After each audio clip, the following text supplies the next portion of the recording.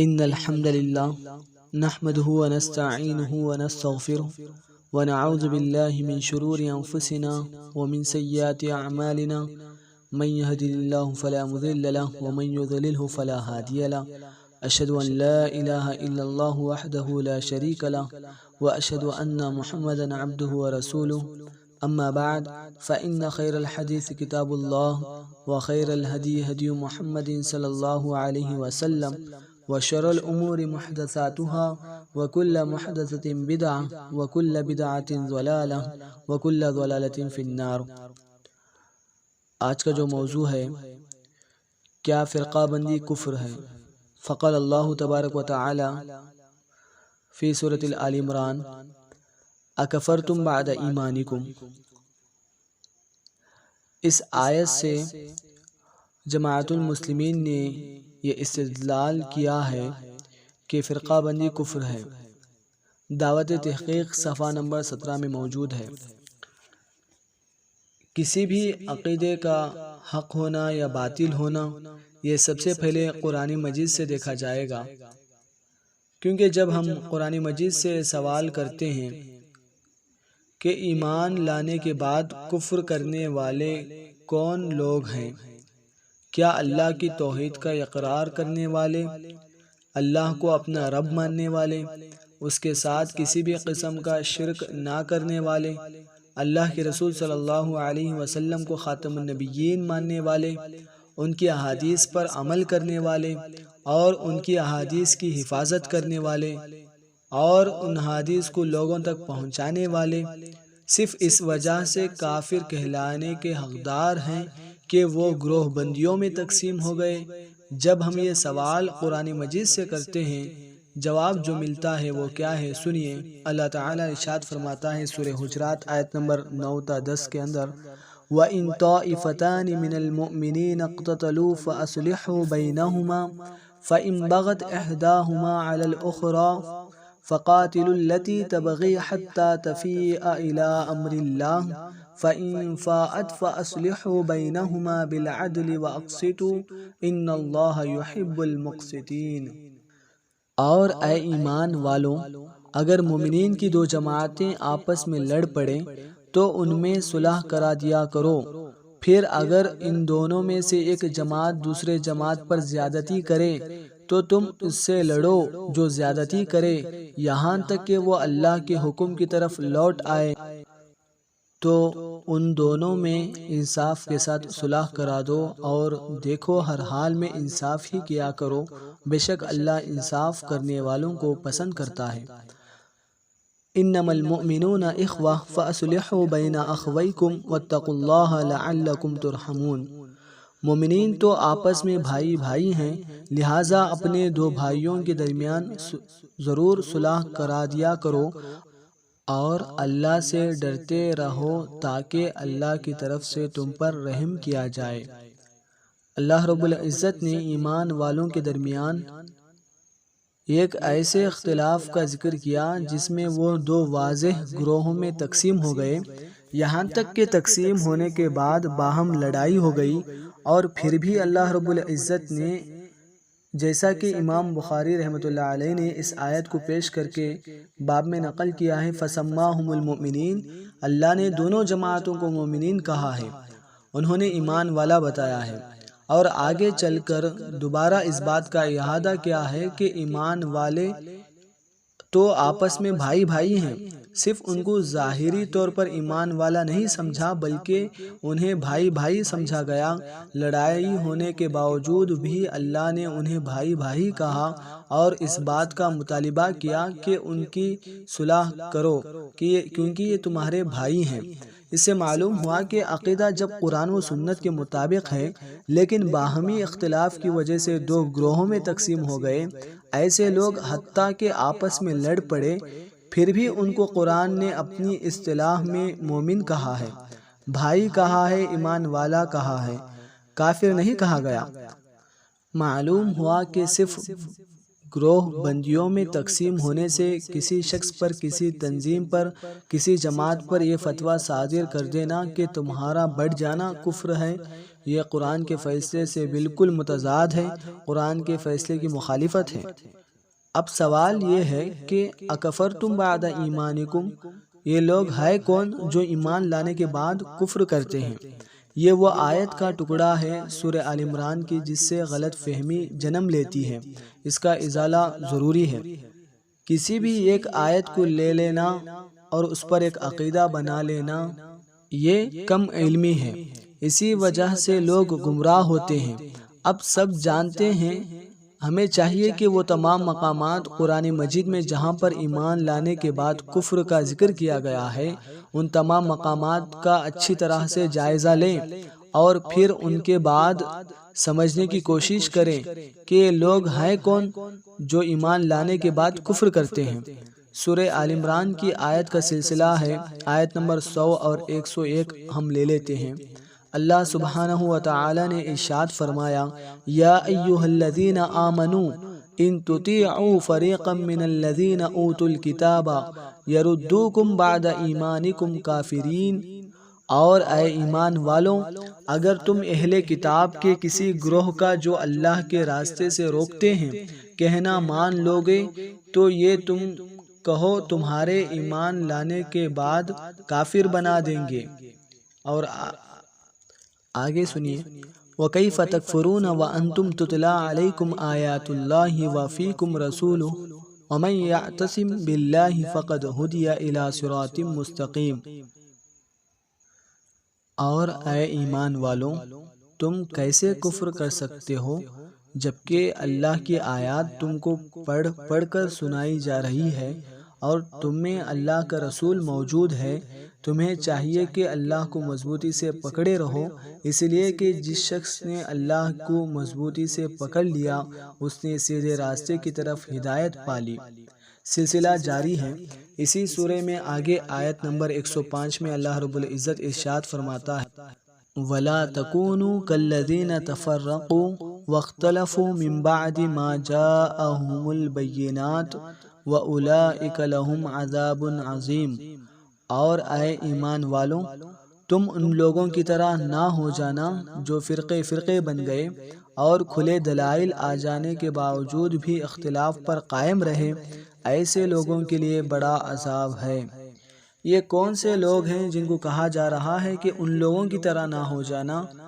وہ وہی لوگ ہیں جن کے بارے میں پچھلی آیات میں بتایا گیا ہے کہ اگر تم اہل کتاب میں سے کسی بھی جماعت کا کہا مان لوگے وہ تمہیں ایمان لانے کے بعد کافر بنا دیں گے، لہٰذا تم ان کی طرح نہ ہو جانا جنہوں نے اختلاف کیا، افتراق کیا، کھلے دلائل آ جانے کے باوجود بھی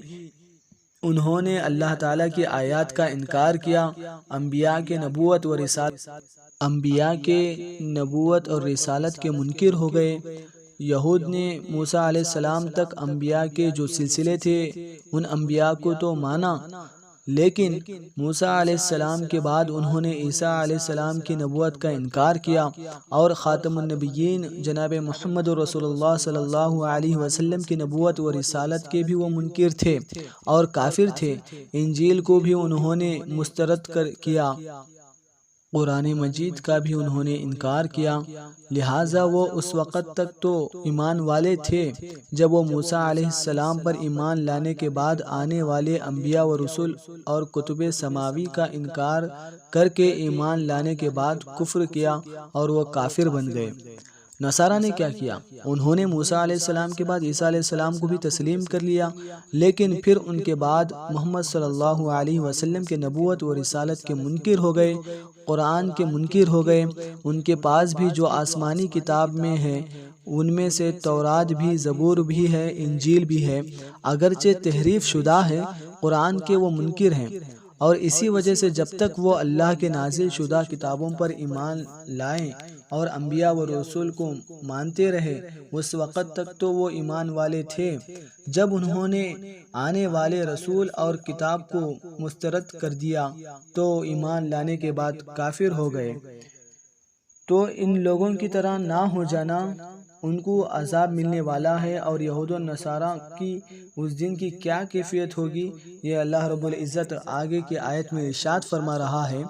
یوم تبیض وجوہہم وتسود وجوہ فاما الذین اسودت وجوہہم، یہ عذاب اس دن ہوگا جس دن بہت سے چہرے سفید ہوں گے اور بہت سے چہرے سیاہ ہوں گے، اور جن لوگوں کے چہرے سیاہ ہوں گے ان سے کہا جائے گا اکفرتم بعد ایمانکم فذوقوا العذاب بما کنتم تکفرون، کیا تم نے ایمان لانے کے بعد کفر کیا؟ پھر ان سے کہا جائے گا جو کفر تم کرتے رہتے تھے اب اس کے عذاب کا مزہ چکھو، یعنی تم نے پہلے ایمان لایا پھر کفر کیا، کافر بن گئے۔ ایک ان سے کہا جا رہا ہے، سنیے سورۃ آل عمران آیت نمبر 98 اور 99۔ قل یا اہل الکتاب لم تکفرون بآیات اللہ واللہ شہید علی ما تعملون، اے رسول صلی اللہ علیہ وسلم آپ اہل کتاب سے کہہ دیجئے کہ اے اہل کتاب تم اللہ کی آیات کا کیوں انکار کرتے ہو، حالانکہ اللہ تمہارے سب کاموں کو دیکھ رہا ہے۔ قل یا اہل الکتاب لم تصدون عن سبیل اللہ من آمن تبغونها عوجا وانتم شہداء وما اللہ بغافل عما تعملون۔ آگے اللہ تعالیٰ ارشاد فرما رہا ہے، اے رسول آپ اہل کتاب سے کہہ دیجئے کہ اے اہل کتاب جو شخص ایمان لے آیا ہے اسے اللہ کے راستے سے کیوں روکتے ہو، کیوں کجی کی متلاشی رہتے ہو، حالانکہ تم خود گواہ ہو کہ وہ حق ہے، اس میں کوئی کجی نہیں۔ تم یہ نہ سمجھنا کہ تمہارے اعمال سے غافل ہے، نہیں اللہ تمہارے اعمال سے غافل نہیں ہے۔ تھوڑا اور پیچھے چلتے ہیں، سورہ آل عمران آیت نمبر 79 اور 80۔ اللہ تعالیٰ ارشاد فرماتا ہے، ما کان لبشر ان یؤتیہ اللہ الکتاب والحکم والنبوۃ ثم یقول للناس کونوا عبادا لی من دون اللہ ولکن کونوا ربانیین بما کنتم تعلمون الکتاب وبما کنتم تدرسون۔ کسی بشر کو یہ زیبا نہیں کہ جب اللہ اس کو کتابیں اور حکم اور نبوت عطا فرمائے تو پھر وہ لوگوں سے یہ کہیں کہ اللہ کے علاوہ میرے بھی بندے بن جاؤ، بلکہ وہ تو یہی کہے گا کہ تم خالص اللہ کے بندے بنو، اس وجہ سے کہ تم اللہ کی کتاب کو پڑھاتے رہتے ہو اور پڑھتے بھی رہتے ہو، تو وہ اللہ کی کتاب کے خلاف تم کو اپنا بندہ بننے کے لیے کیسے کہہ سکتا ہے؟ وَلَا يَأْمُرَكُمْ أَن تَتَّخِذُوا الْمَلَائِكَةَ وَالنَّبِيِّينَ أَرْبَابًا أَن يَأْمُرُكُمْ بِالْكُفْرِ بَعْدَ إِذْ أَنْتُمْ مُسْلِمُونَ، اور نہ یہ زیبا ہے کہ وہ تمہیں فرشتوں اور نبیوں کو رب بنانے کا حکم دے گا، کیا تمہارے مسلم ہو جانے کے بعد وہ تم کو کفر کا حکم دے گا؟ ہرگز نہیں۔ وہی اسلوب ہے، ایمان لانے کے بعد کفر، اسلام لانے کے بعد بھی کفر، وہی خرابی ہے، عقیدے کی خرابی۔ گروہ بندی کرنے والے، آپس میں تنظیموں میں جماعتوں میں تقسیم ہونے والے، اگرچہ قرآن کے حکم وَاعْتَصِمُوا بِحَبْلِ اللَّهِ جَمِيعًا وَلَا تَفَرَّقُوا کی مخالفت کرنے کی وجہ سے گنہگار تو ہیں، معصیت میں تو ہیں، وہ نافرمانی تو کر رہے ہیں، لیکن نافرمانی کرنا، گناہ کرنا اور گنہگار بن جانا اس کا مطلب یہ نہیں کہ وہ کافر بن جائے گا۔ کسی ایمان والے کو کافر کہنے کے لیے یا کسی شخص کے بارے میں یہ فیصلہ کرنے کے لیے کہ وہ ایمان لانے کے بعد کفر کا مرتکب ہوا ہے، اس کے لیے واضح دلیل ہونا چاہیے جو ان دو آیتوں میں بتایا گیا ہے۔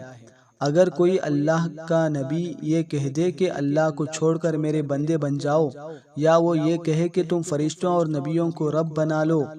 پھر وہ اسلام کے بعد یعنی ایمان لانے کے بعد کافر بن جائے گا۔ اب اس سے معلوم ہوا کہ اب کوئی بھی بندہ جب ایمان لانے کے بعد کفر کا مرتکب ہوتا ہے تو جب اس کے عقیدے میں کفر و شرک پایا جائے، جماعتوں میں تقسیم ہونے سے، گروہوں میں تقسیم ہونے سے گنہگار تو ہوگا، لیکن کافر و مشرک وہ ہرگز نہیں ہو سکتا سوائے اس کے کہ کوئی واضح دلیل ہو۔ کیا فرقہ بندی ایک ایسا جرم ہے جس کو شرک و کفر کہا جائے؟ موجودہ جماعت المسلمین نے جو عقیدہ بنا لیا ہے، ان آیات کا مطلب یہ جو اخذ کیا ہے اور سمجھا ہے،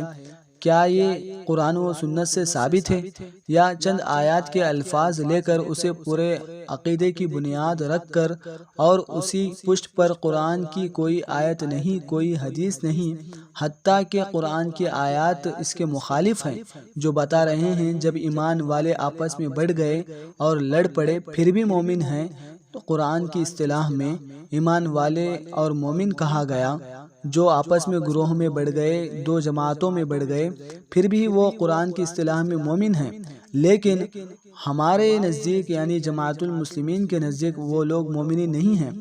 آج موجودہ جماعت المسلمین